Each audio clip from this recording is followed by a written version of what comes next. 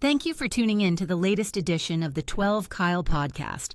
Whether you're listening during your commute, while working out, or just relaxing at home, we appreciate you. Every download, every listen, and every subscription means a lot. Up next, the 12 Kyle podcast. Ladies and gentlemen, thank you for listening. Thank you for downloading. And thank you for subscribing to the latest edition of the 12 Kyle podcast. I am your boy, 12 Kyle. Man, check this out. On this episode, what I want to talk about is none of us are the Huxtables. Now, if you're not familiar who the Huxtables are, they were a fictional family that appeared on network TV in the, I think it was 1984, 1992. Family was led by Cliff Huxtable, who was an obstetrician, his wife, Claire Huxtable, who was an attorney at law, and their kids, Sandra, who was a college student when the show came on. She was a college student at Princeton. Their daughter, Denise, who was a kid who was kind of like in the middle. She was trying to find her way and figure herself out. She went to Hillman College, only to be there for a year before she flunked out. Their son, Theodore, aka Theo Huxtable, he was the only boy. And then there was a daughter, Vanessa, who was the pest and the child that was kind of getting into everything. And then there was little cute Rudy Huxtable, who was the baby girl. She was the baby of the family, and she was, spoiled, but a good kid nonetheless. One of the great things about the Huxtables was that they portrayed a life that we had not, up until that time frame, had not seen on Black TV, on TV for Black families. And so they portrayed a different lifestyle, and in a lot of ways it was, and I'm not saying that Black people didn't live like that, but it gave a chance for the world to see how we lived and that we were diverse as far as like our families and our backgrounds and our differences and our similarities and everything in between. But the thing about the Huxtables, and again, they were a fictional family, there was very little dysfunction with the Huxtables. As someone who's watched every episode all the time, and I still watch the Cosby Show at least, a couple of times a week. I'll catch an episode here or there. They weren't dysfunctional at all. And I think one of the things that's interesting is that, particularly if we look at our families, more specifically Black people, a lot of us have some level of dysfunctionality in our families. And, some of it's very out front in the open, and others, it's very subtle. But nonetheless, each member of the Huxtables are different, obviously, right? And they portrayed a lifestyle that I think was, while it was aspirational and inspirational, it wasn't necessarily what we definitely see on a day-to-day basis. Because when you think about it, ask yourself this. Did we come from a broken home? Did you come from a broken home? And what I mean by broken, were your parents divorced? Were your parents never married? Were your parents absent? I've got friends, probably several podcasters who I know that I'm really, really cool with and friends with. They've had similar backgrounds. I've talked on here before about how, my parents got divorced when I was 13, almost 14 years old. And so that's, a level of dysfunctional. And it's not, it kind of is what it is, but it is dysfunctional because it's not the Huxtables. But and I'll give you an example. Like, one of my friends who I played ball with, he had told me when we were in college, as we were playing football, that his biological father, had never seen him play football ever, not one down. And he kind of lamented at the fact that he would have liked, because we were at South Carolina State at the time playing football, he would have liked for his father to had at least seen him play football. And his dad never saw. And it wasn't because his dad was no longer here. His biological father just wasn't in his life. And that bothered him. Again, dysfunctional, not the Huxtables. And then, like, one of my other buddies, real close friend, my boy Russ, Russ, for example, like his parents, and I loved his parents. God bless their soul. Russ's parents, particularly like our freshman year, we came in together in 1991. Russ's parents would drive down from DC, right? They would drive down from DC, and we were freshmen, and we were being redshirted, so that meant that we weren't playing at all.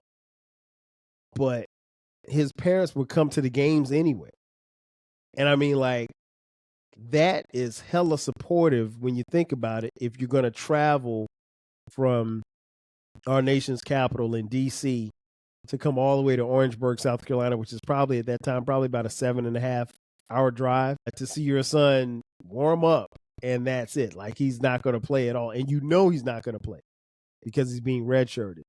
But that support, that's not being dysfunctional. So I had an interesting childhood, and I've talked about this on the podcast before.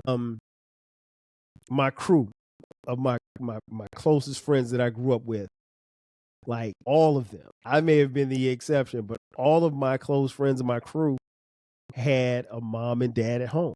I mean, like, I was the only one by the time we got to middle school that didn't have a mom and dad at home. I lived with my mom, but my dad was, just across town in my hometown of Florence, South Carolina, and I would see him on the weekends. And my dad is still my guy. I mean, like, we would still talk every other day, or we see each other and we hang out and stuff like that. So it wasn't like he wasn't in my life or anything. He wasn't down the hallway anymore. But I actually thought that was normal. I thought it was normal, the fact that all of my friends had their mom and their dad in the house. I was like, I was just different, but I didn't realize that most black kids, or at least the black kids that I would get to know later on in life, in high school and subsequently in college, a lot of them didn't have mom and dad at home. A lot of them did come from blended families. Some of them did have a level of dysfunction in their family. And most of us were not the Huxtables. And that's cool, because nobody's the Huxtables, right? But what I'm reminded of is, and the reason why I wanted to bring this to the podcast, was that I was having a conversation with my middle son, Cameron, who at the time of this recording is 22 years old, right? Cameron and I were talking, and he was telling me about a conversation that he was having with some of his friends. And the friends were sitting around, and they were talking about toxic traits. And somehow it got, the conversation came to the toxic traits in their families. And, the question was, what toxic traits did you get from your parents? And he subsequently asked me the question because the question was posed to him. And I drew a blank. I drew a blank because I didn't really, sometimes we can have toxic things in our life, and toxic things get passed to us, and we don't necessarily recognize them as being toxic. And, when he asked me that, my first answer was, oh, nothing, because I'm thinking to myself, like, my parents weren't drug addicts, they weren't abusive, they weren't, selling drugs, they weren't, out here committing crimes, anything like that. So they didn't pass on anything toxic to me. And then he pointed out the fact that, he said, what do you think your parents passed on to you that was toxic? And I said, well, nothing. And he said, well, you always told us about how, you guys couldn't, me and my brother, his uncle, we could not voice our opinions at home. And I said, well, I didn't really view that as something toxic, but yeah, no, in our house, you couldn't, you had no, as a child, you had no opinion. Opinion? No. You ain't paying the bills. You ain't putting food on the table. You have no opinions. You do as you're told. At 52 years old, at the time of this recording, I came up in an era where we heard this all the time. A child's place is to be seen, not to be heard. And they meant that. But I think the way that he described it, I was like, yeah, I guess that could be a toxic trait.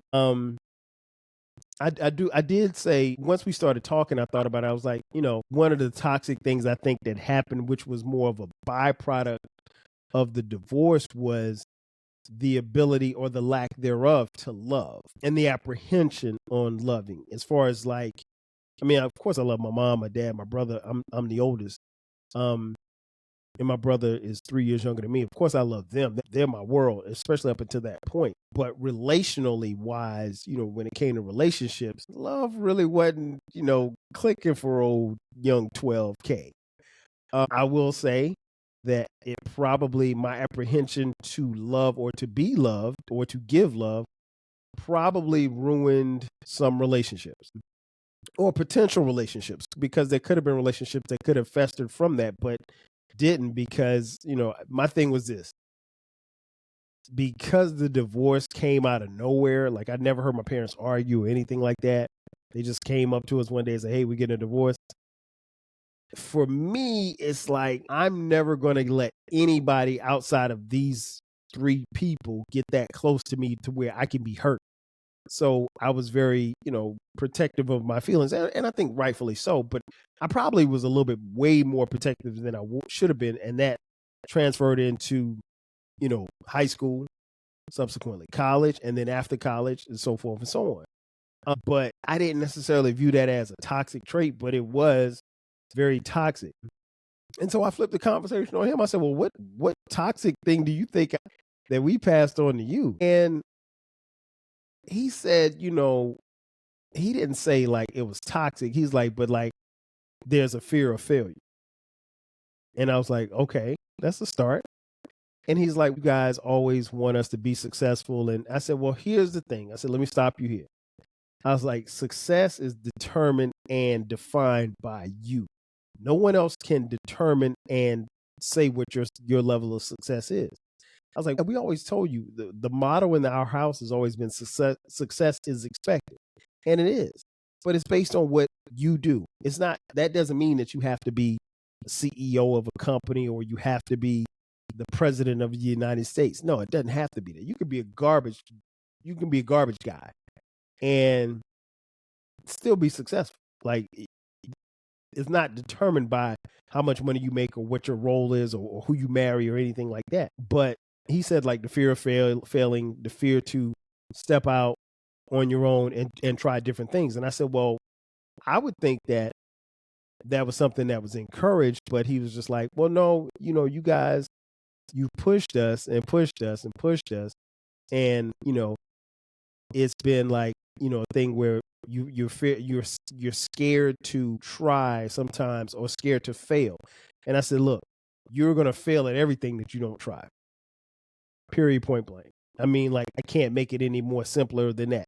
And I think it's important that as a father, I tell you that you're going to fail at anything that you don't try, but you can try and fail and get up and try it again or try something different, but you lose every time you don't try. And the thing that I would never accept from anybody in my household is not trying. I don't care if you see something and you want to go after it, try. What's the worst that can happen? If you don't get it, then you pick yourself up and you figure it out and you try to do something else.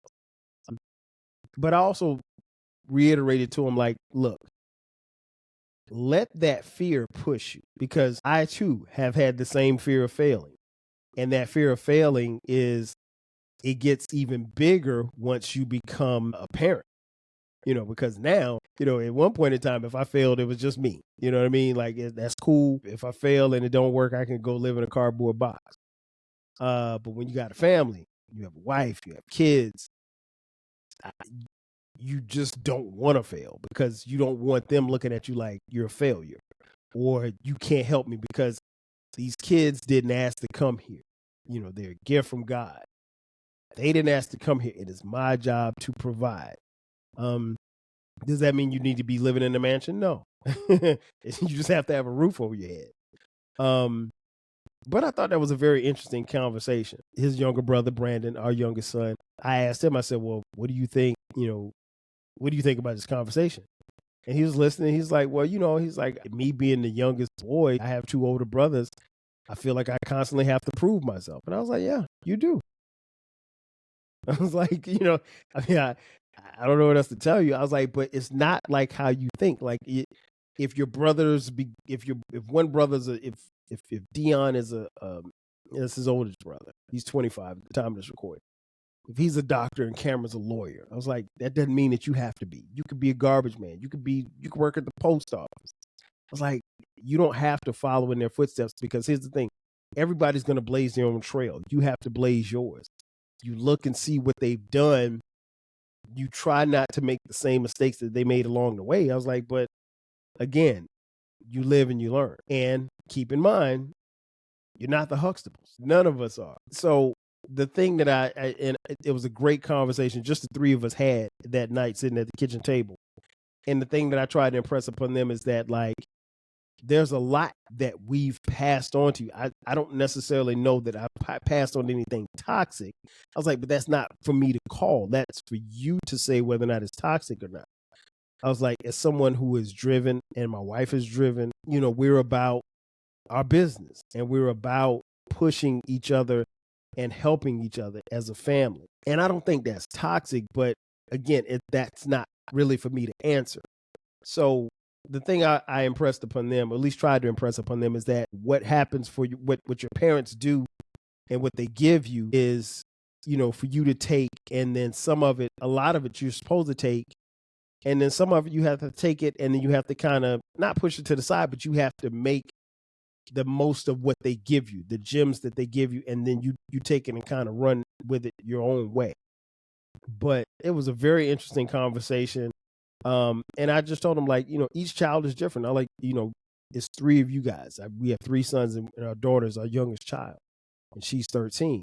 And I'm like, look, even as a parent, I have to figure out how I'm going to parent everybody with love and discipline. And in saying that, I have to also know which buttons to push. The button that I push for Dion is not the same button that I push for Cameron. The button that I push for Cameron is not the same for Skylar. One for Skylar is not the same for Brandon, and so forth and so on. And so the thing that I took from that conversation is try not to pass any toxic traits on to my children. And I told them, like, hey, you said one of the things that was toxic for me growing up was not the ability not to be able to talk and have a voice in the house. I was like, you guys see that that's not something that I passed to you, because y'all have a voice. I was like, now, you don't have the final say, but in allowing them to grow up, Brandon's 18, they have been able to express themselves, and I'm totally okay with that to a degree. You can't talk back or you can't be disrespectful, but their experiences, I think, will lend them to the idea that mom and dad probably weren't as toxic maybe as they thought. Maybe we are. I don't know. The one thing I do know is that we're not the Huxtables. Which brings me to a song. There's a song by one of my favorite MCs, Fonte Coleman from the Foreign Exchange. He had a solo album, and he had a song called Cry No More. And I'll read an excerpt to you that I want to break down real quick. In Cry No More, he says, they asked me where I've been, dog. I've been rebuilding with my whiz and children, put my pops in the ground, then hit the repass and ate the same shit that killed him. Your habits don't deviate. Just the thought you would appreciate. My mom used to say I was a whore just like you. So, Mom, I ran through even more just to spite you. And Pops, my health is doing pretty good despite you. Tried so I don't die at 54 just like you.